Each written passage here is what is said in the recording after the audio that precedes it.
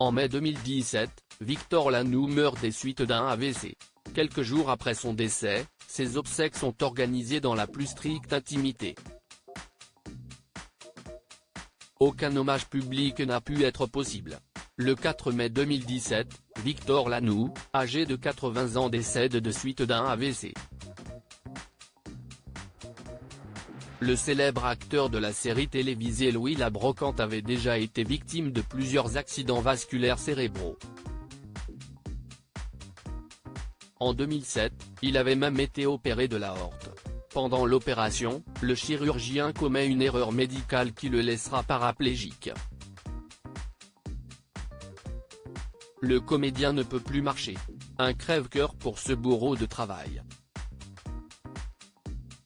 Heureusement, sa compagne Véronique avait gardé espoir. Sa présence, sa force, son dynamisme, m'ont aidé à surmonter les instants de découragement pendant ma longue rééducation. Quand le chirurgien nous a annoncé que je resterais paralysé, Véronique lui a répondu « Non, il va s'en sortir ».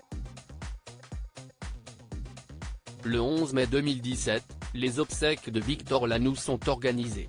Mais les enfants de l'acteur décédé ont voulu des funérailles intimes. Le lendemain, ses cendres ont été dispersées dans une rivière afin de rendre aux poissons ce qu'il leur a pris, comme l'avait indiqué Victor Lanoux. En effet, ses enfants ont respecté ses dernières volontés, lui qui était un grand amateur de pêche.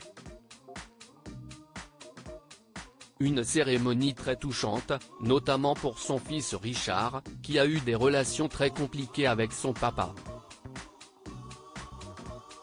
Pendant des années, les deux hommes ne se sont pas parlé. Pourtant, au décès de Victor Lanoux, Richard retrouvera une lettre qui va le bouleverser.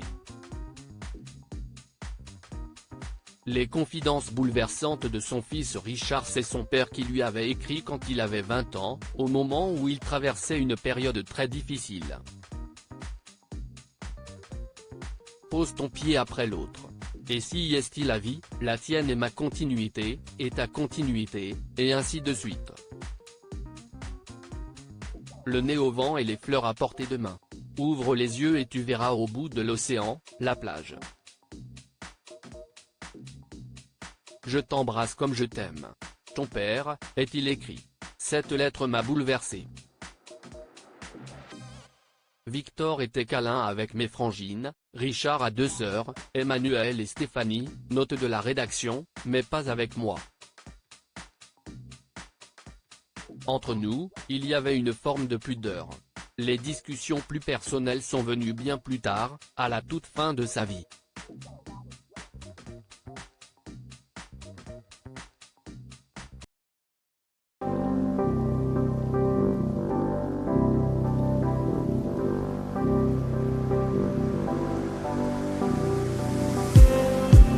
Just